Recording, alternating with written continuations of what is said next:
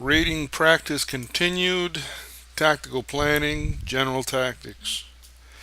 Proceeding from the foregoing developments and attempting to translate the concept of strategy in terms of tactics, the latter may be defined broadly as follows. Defection. It must be assumed that the exile committees, being composed of known conspirators, would have little, if any, opportunity of attempting the defection of the president or key personalities around him. Therefore, a special effort should be made to establish separate contacts for this purpose. The task designed for this purpose would have the broad mission of defecting the president if possible. If not, to organize a clique around the president which could be defected in place to be ready to establish an internal coup d'etat at the right moment. In addition to this separate defection effort, every possible means of exploiting the exiles committee opportunities for defecting military units should be carried out on a continuous systemic basis. The defection of the president and his means of power, the armed forces, should constitute the first and most important tactical objective. Success in defecting these elements could mean the difference between a bloodless coup and a prolonged civil war.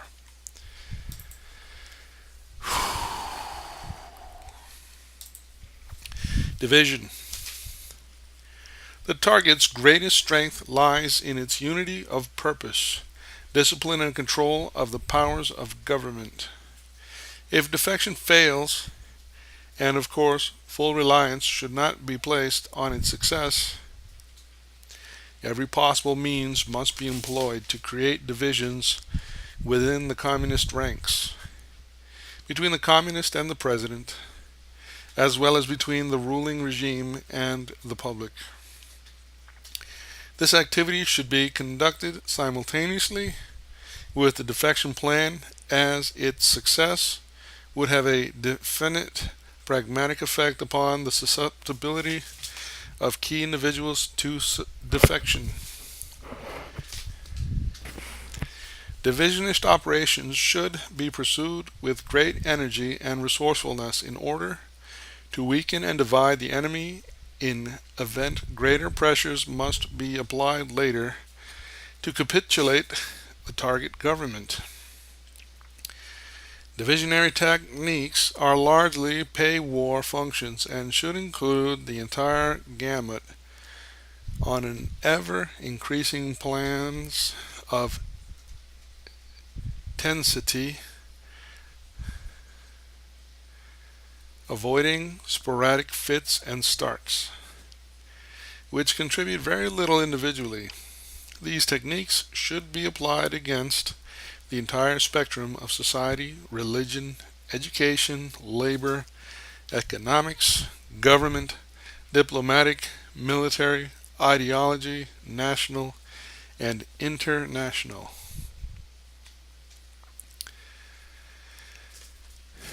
Deception.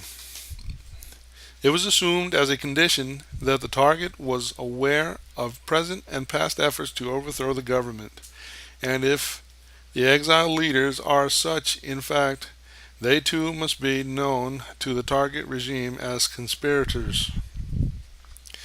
Under these conditions, and for normal reasons of protection, careful attention must be applied to the problem of creating as much deception as possible in order either to divert or to deceive the target of the true facts. In most cases, there is usually more than one self-styled leader of the opposition either in the country or in exile. Thus, if such a person could be identified, it would be possible to use him and his following as decoys for activities of the exiled community. It is assumed for the purpose of this problem that such a would-be leader could be developed as the national threat to the target regime. In this manner, it would be possible to channel deception as to intentions and make certain the target receives it by employing other channels known either as doubled or outright target channels. This and other techniques should be employed to deceive the enemy as to the true nature of the opposition and its intentions.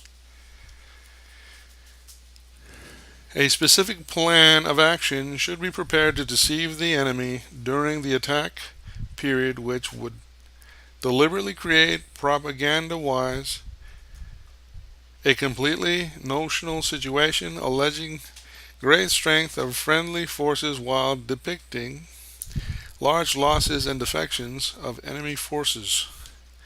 This national propaganda would have to be sustained until sufficient acceptable truth could be injected to provide substance in favor of the federal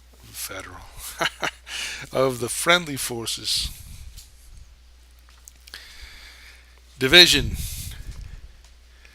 Although the deception technique mentioned above regarding the development of an artificial leader or front movement to screen the real anti-communist movement also constitutes a diversionary operation, there are other techniques which may be employed which would provide clearer divisions of the target enemy from the actual source of support for the operation, viz.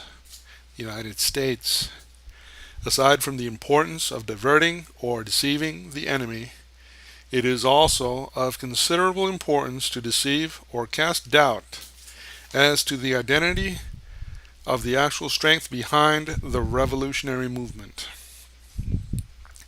The audience in this instance would be other friendly powers or Western countries who would find serious objection if it became known that the United States covertly supported the overthrow of a small foreign government despite its communist character.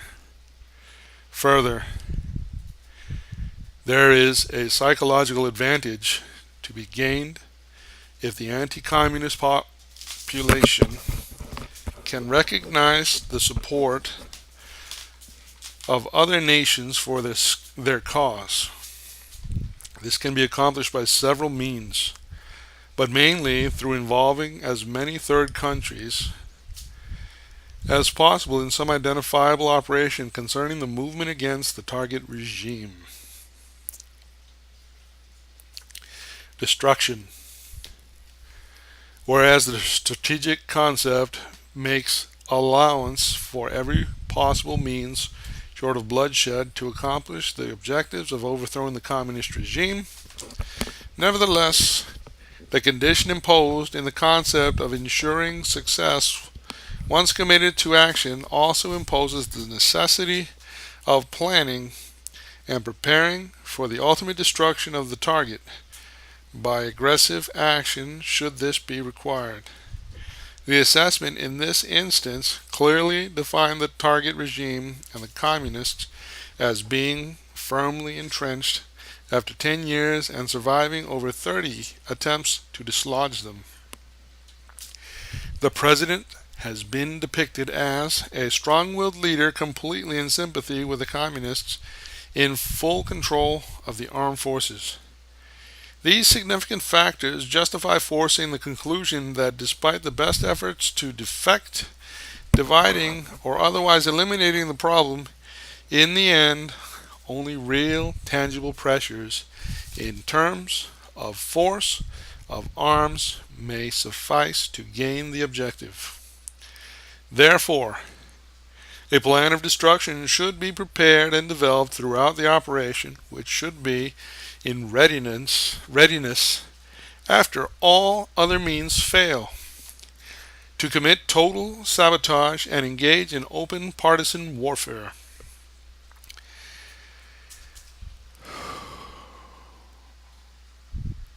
This final plan of action should be designed for complete success regardless of the length of time involved or the reverses suffered in doing so. Application of techniques. Defection. Coup d'etat by defection. Consistent with the strategic concept, an operation should be planned to assign the most mature, experienced, professional senior officer available and to prepare him thoroughly for the task of entering the target country completely independent of the field station. Less communication, with the objective of devoting the necessary time and effort to establish a system of for defection. His optimum mission would be to organize clandestinely a small clique of influential army officers whom he had defected in place, so as to gain control over one or more regiments in the capital city and thereby effect a bloodless coup d'etat. A possibly second optimum mission, although recognized as most improbable, would be to establish the defection of the president in place and through him move against the communists gradually but thoroughly and thereby remove the real menace to security and obliquely attain the objective. The case officer should be properly documented and provided with a plausible cover story. He should be authorized the fullest use of funds to accomplish his mission and to infer that he is personally backed by very influential and powerful anonymous individuals and or organizations. He should be given the fullest support possible and authorized to confirm and employ any and all assets within the target country which he may require to fulfill his mission. It should be expected that he would employ every known technique and be capable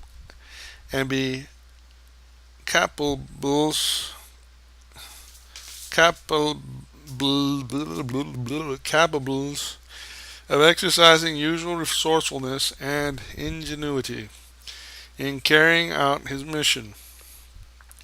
Although full support would be given to this case officer, at the same time it is assumed that the Exile Committee would have definite capabilities of this nature.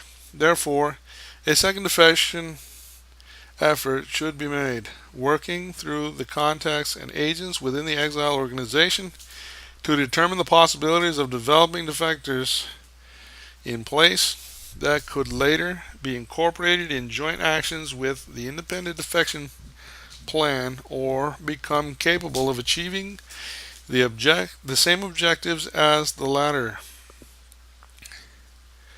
The Task Force Headquarters Intelligence Section would provide the clearinghouse for defection targets in order to avoid or minimize the danger of both elements trying to defect the same persons. Every effort should be made to seek out special personalities who, by virtue of their position or past relationship with the President or other key target individuals, might possess particular influences which would aid in achieving the desired defections. In summary, every conceivable effort should be made through all means and resources to achieve a bloodless coup d'etat short of direct official U.S. intervention.